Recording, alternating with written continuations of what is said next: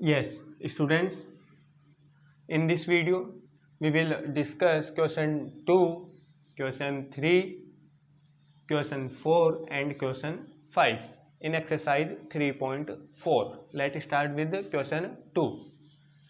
sec x equal to 2 और आपको मैंने इसमें बताया हुआ है कि प्रिंसिपल वैल्यू मतलब मुख्य मान और जनरल वैल्यू मतलब व्यापक मान। तो आपको सेक एक्स इक्वल टू 2 के लिए इसका मुख्य मान और व्यापक मान निकालना है। तो देखिए, सबसे पहले अगर अपन बात करें प्रिंसिपल वैल्यू की,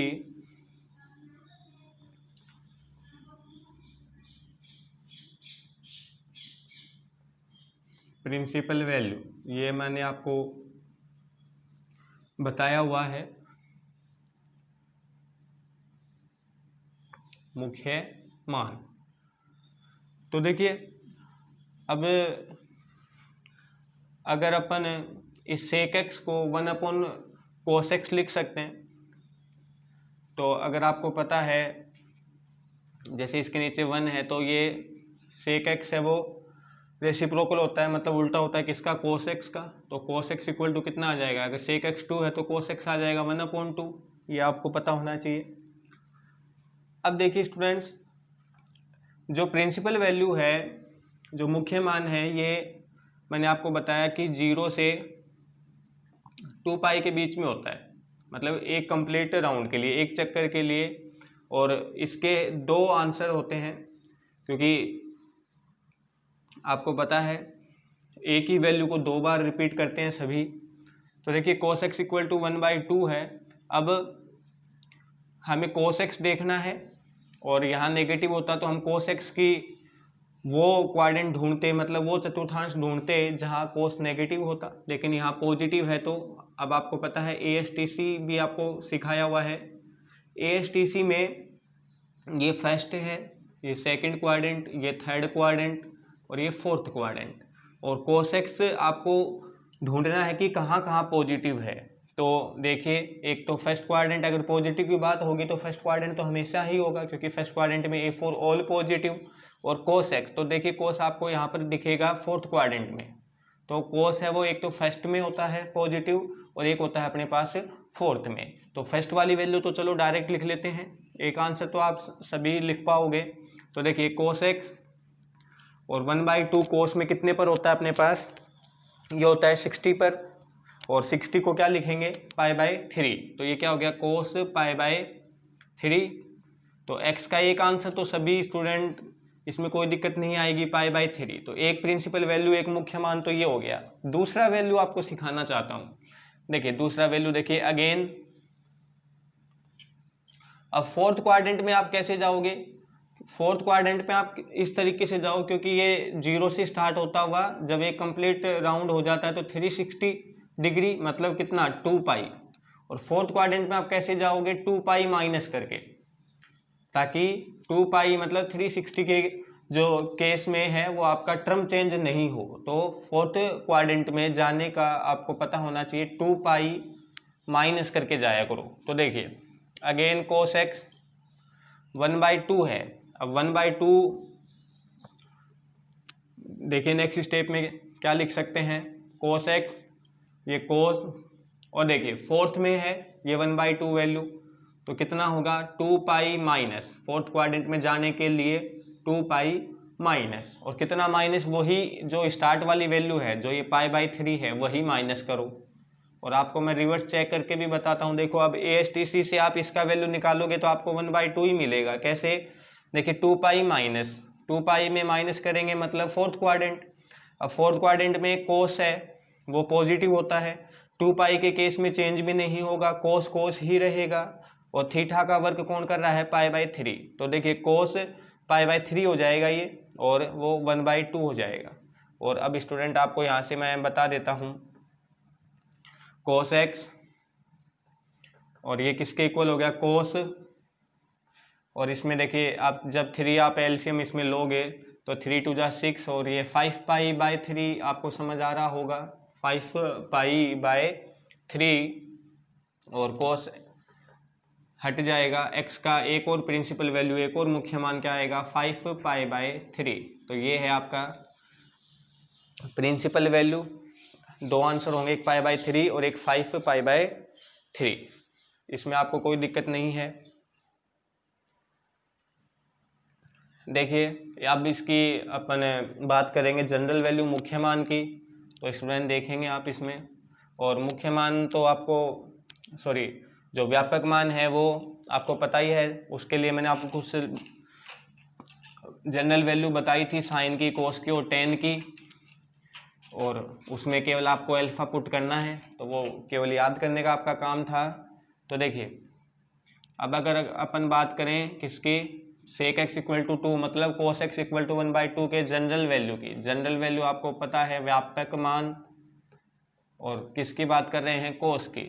तो कोस का आपको कंडीशन पता है, इफ मतलब यदि cos theta is equal to हो कोस एल्फा, तो यहाँ से आपको कोस का जनरल वैल्यू व्यापक मान क्या मिलता है, theta is equal to 2n pi ± alpha. केवल आपको यहाँ पर इसमें एल्फा पुट करना होता है। तो देखिए अभी अभी आपने ऑब्टेन किया था, इसमें एक्स का वैल्यू आपने ऑब्टेन किया था π/3। ये स्टेप आपको मैं वापस बता देता हूँ, कोस एक्स और 1/2 एक्चुअल में 60 डिग्री पर होता है, 60 मतलब π/3, तो कोस π/3। तो देखो अभी अभी आपने ये ऑब्टेन किया था ना, वो अभी जो मैं रफ कर चुका हूँ प्रिंसिपल वैल्यू मुख्य मान में, ये जो आया था अपने पास π/3, तो यही तो क्या है अपना एल्फा है ना। देखो कोस ये थीटा की जगह एक्स है, इक्वल टू कोस एल्फा। तो देखिए एल्फा यही तो वैल्यू होगा π/3, बस केवल आपको वो चिपकाना है इसमें। तो स्टूडेंट अब आपको समझ आ रहा है, यहाँ पर अपने पास इस क्वेश्चन में जनरल वैल्यू व्यापक मान क्या होगा। अब थीटा एक्चुअल में अपने पास क्या है यहाँ पर x, तो देखिए x is equal to 2n pi plus और माइनस, और एल्फा क्या है होगा अपने पास इसमें π/3। तो केवल आपको ये याद करते हुए एल्फा की जगह π/3 रखना है। ये आपका हो गया जनरल वैल्यू व्यापक मान। और आपको इसमें n के लिए बता रखा है ये इंटीजर होता है, पूर्णांक होता है, और पूर्णांक को आप किससे लिखोगे, z से या i से। तो जो n है वो बिलोंग करेगा, ये बिलोंग्स टू का है, ये आपको 1 की एक्सरसाइज में पढ़ने को मिलेगा, बिलोंग्स टू z होता है इंटीजर के लिए सिंबल होता है। ये इंटीजर का कैपिटल I भी होता है और ये कैपिटल Z भी अपने पास होता है।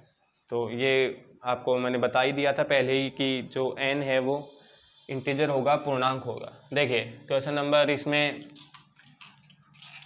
और बता देता हूँ मैं आगे।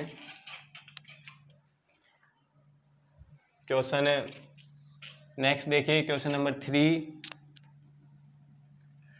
क्वेश्चन नंबर 3 क्या है आपके पास, cot x equal to -√3, cot x equal to -√3, और कोट को आप क्या लिख सकते हो, tan का उल्टा।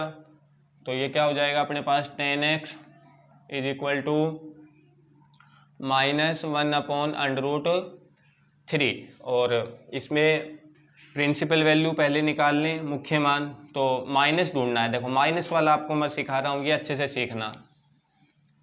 माइनस के लिए वापस ASTC पे चलेंगे, और tan नेगेटिव ढूंढो। अब नेगेटिव ढूंढो, नेगेटिव देखो यहाँ से, तो नेगेटिव देखो, अब tan पॉजिटिव जहाँ होगा उसको छोड़ के बाकी जगह नेगेटिव होगा।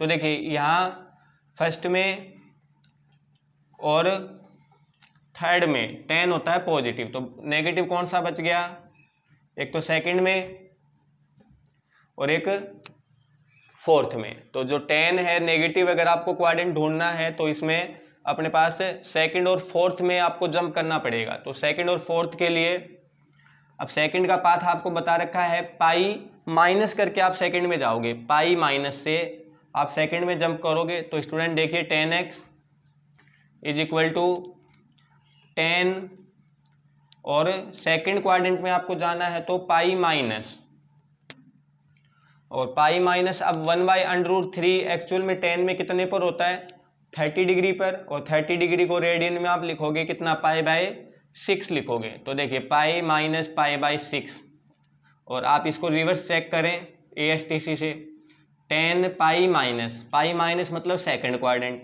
सेकंड में क्वाड्रेंट में 10 होगा नेगेटिव आ गया आगे, और पाई के केस में चेंज होगा नहीं, 10 ही रहेगा, और 10 π/6 मतलब 10 30 मतलब 1/√3। तो अब आपको यहाँ से समझ आया होगा x का वैल्यू, और ये बचा पाई माइनस π/6।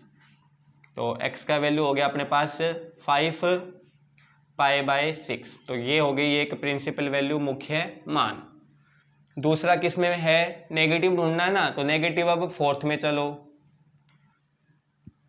फोर्थ में जाने का पाथ आपको पता है 2 पाई माइनस, तो देखिए यहीं लिख देता हूं, अगेन सीधा यहीं से लिख रहा हूं 10x = 10, और अब पाई की जगह क्या आ जाएगा 2 पाई आ जाएगा, और माइनस,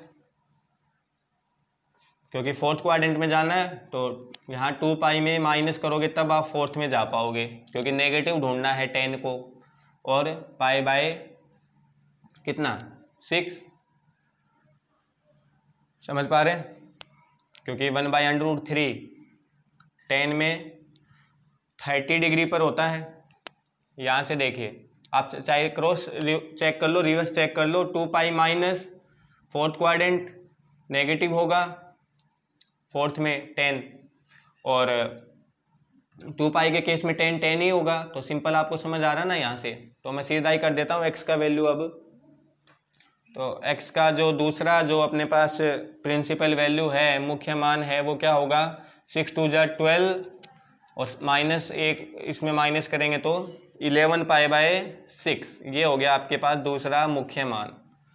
और जनरल वैल्यू व्यापक मान यहीं बता देता हूँ, जनरल वैल्यू जो अपने पास व्यापक जो मान है, तो देखिए जो वापस यहीं पर आ जाओ आप, ये रहा अपने पास, ये अल्फा काम करेगा। अल्फा का वर्क है जो छोटी से छोटी जो आप निकालोगे, जो छोटे वाला जो वैल्यू है, मतलब समझ रहे हो आप, जो पहले आपने ऑब्टेन किया है वो अल्फा होगा, समझ पा रहे हो। तो अल्फा चिपका दो, और किसके लिए 10 के लिए, 10 का आपको मैंने याद करवाया, आपको मैंने बताया क्या होता है, इफ tan थीटा = 10 अल्फा, तो अपने पास इस थीटा के लिए ये होता है n पाई प्लस अल्फा। तो देखिए थीटा एक्चुअल में क्या है अपने पास x है, यहाँ से देख लो, यहाँ से देख लो, आप समझ पा रहे हो ना, 10 देखो यहाँ से कंपेयर होगा, ये x थीटा की जगह n पाई का n पाई, केवल आपको क्या चिपकाना है अल्फा। अल्फा आपको कितना दिख रहा है, ये 5 π/6, तो अल्फा की जगह चिपका दो 5 π/6। तो ये हो गया अपने पास व्यापक मान। देखिए नेक्स्ट क्वेश्चन नंबर 4।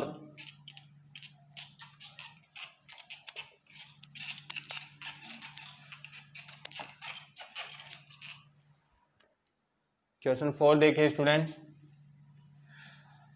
क्वेश्चन 4 में आपको कोसेक x = -2, ये केवल मैं आपको स्टार्टिंग बता देता हूँ। कोसेक x = -2 के लिए आपको प्रिंसिपल और जनरल वैल्यू निकालने हैं। इसका उल्टा कर लो पहले तो आप साइन x, और ये हो जाएगा अपने पास -1/2। अब साइन को नेगेटिव ढूंढना है, साइन नेगेटिव कहाँ कहाँ होगा, थर्ड और फोर्थ में होगा ना, नेगेटिव देखें जरूर से, क्योंकि फर्स्ट में पॉजिटिव होता है साइन, सेकंड में भी, तो नेगेटिव वाले कौन से बचे, थर्ड और फोर्थ। थर्ड में जाने का रास्ता क्या है, पाई में प्लस, फोर्थ में जाने का रास्ता क्या है, 2 पाई में माइनस। सिंपल चीज, और करेंगे आप साइन x = तो देखिए साइन और नेगेटिव आपको दिख रहा है थर्ड में जाने का पाथ क्या है, पाई प्लस 1/2 होता है 30 पर, π/6। तो आप क्रॉस इसमें चेक कर सकते हो। यहाँ पर आप देखेंगे जब आप पाई प्लस करोगे थर्ड क्वाड्रेंट में साइन होगा नेगेटिव, तो ये नेगेटिव दिख गया, और पाई के केस में साइन साइन ही होगा, तो साइन पाई बाई 6 हो गया अपने पास 1/2। तो स्टूडेंट आपको प्रिंसिपल वैल्यू दिख गया होगा इसमें। देखिए साइन हट गया, एक्स कितना बच गया, ये 6 पाई और सिंगल पाई हो गया 7 पाई बाई 6। तो एक पहला प्रिंसिपल वैल्यू, पहला मुख्य मान आपने ऑब्टेन किया। सेकंड आएगा फोर्थ में आप बस इस पाई की जगह क्या डाल दोगे, 2 पाई माइनस डाल दोगे। तो इस पाई की जगह आप डाल दोगे 2 पाई माइनस, तो वो आ जाएगा 11 पाई बाय 6 आ जाएगा। वो आप खुद से ऑब्टेन करेंगे। और जनरल वैल्यू और बता देता हूँ फटाक से। जनरल वैल्यू व्यापक मान साइन का याद करवाया आपको मैंने। If sine theta is equal to sine alpha then theta आपके पास होता है n pi plus minus 1 power n alpha, और एल्फा की जगह आप चिपका देंगे 7 पाई बाय 6। तो आपको दिख रहा होगा यहाँ पर एल्फा 7 पाई बाय 6। तो ये आपका क्वेश्चन 4। नेक्स्ट देखिए इसमें क्वेश्चन नंबर 5।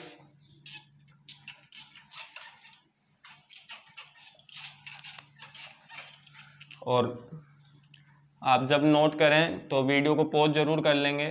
क्वेश्चन 5 में अब आपको इक्वेशन दे रखी है। पहले तो ट्रिग्नोमेट्रिक इक्वेशन मतलब त्रिकोणमितीय समीकरण आपको पता होना चाहिए। कुछ भी नहीं है, अगर ये sine cos tan cot sec और कोसेक आ जाएं किसी इक्वेशन में, किसी समीकरण में, तो वो होंगे अपने पास ट्रिग्नोमेट्रिक इक्वेशन होंगी। तो उसका मीनिंग तो कोई खास बात नहीं है।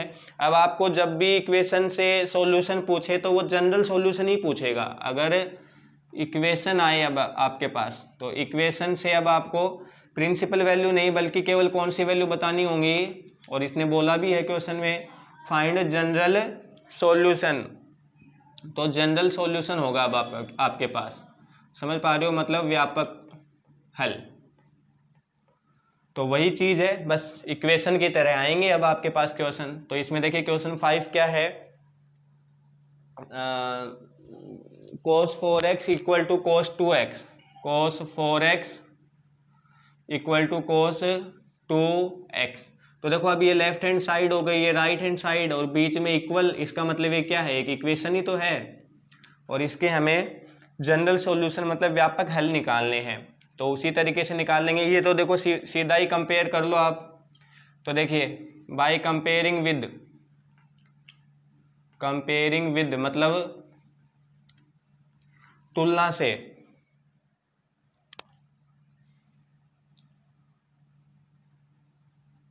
कंपेयर मतलब तुलना करना। तो किससे करें, cos theta is equal to cos alpha. समझ पा रहे हो। तो अब आपको पता है इससे जब आप कंपेयर करोगे, और इसमें आपको थीटा का जो जनरल वैल्यू है, व्यापक मान भी आपको बता रखा है मैंने, 2n pi plus minus alpha. Simple चीज है। तो अब देखिए यहां से, अब करो कोस की जगह कोस, ये 4x किसकी जगह है, थीटा की जगह। तो थीटा की जगह आ जाएगा 4x is equal to 2n pi plus minus, देखो कोस कोस और एल्फा कौन है, 2x। समझ पा रहे हो ना। ये 4x तो हो गया अपने पास थीटा, और ये 2x हो गया अपने पास एल्फा। कोस कोस बीच में इक्वल, तो आपको कंपेयर करना, ये तुलना करना समझ आ रहा है। सिंपल अपन जानते हैं 2n pi plus minus alpha, और केवल आपको एल्फा चिपकाना है। तो एल्फा क्या चिपकाना, आपको 2x चिपकाना है। लेकिन अब आपको आंसर x का निकाल के देखना है, एक प्लस से आएगा और एक माइनस से। तो देखो पॉजिटिव लो पहले, तो देखिए प्लस लोगे तो ये 2x इधर जाके माइनस होगा। अगर ये मैं 2x एक बार प्लस का ले रहा हूँ और एक बार माइनस का, पहले प्लस का लूँगा तो 2x इधर आके माइनस होगा, 2x ही बचेगा। और ये 2n पाई, 2 से 2 हो जाएगा अपने पास कैंसिल। तो पहला व्यापक हल क्या आ गया, n पाई आ गया। तो एक तो ये, और एक अगेन अब क्या लेंगे वापस, अब लेंगे नेगेटिव, ये वाला माइनस लेंगे। अब ये इधर आके प्लस होगा, तो 4x और 2x हो गया अपने पास कितना, 6x, और इधर कितना है 2n पाई, ये इधर कट जाएगा 3 से, हमें मतलब किससे है, x से। तो n पाई बाय 3 ये आ गया एक और। तो ये आप चीज़ें इसमें ध्यान रखेंगे। इक्वेशन में आपको निकालना होता है जनरल सॉल्यूशन, मतलब व्यापक हल जो आपको याद करवाए हैं वो लगाने हैं। और pause the video to note down.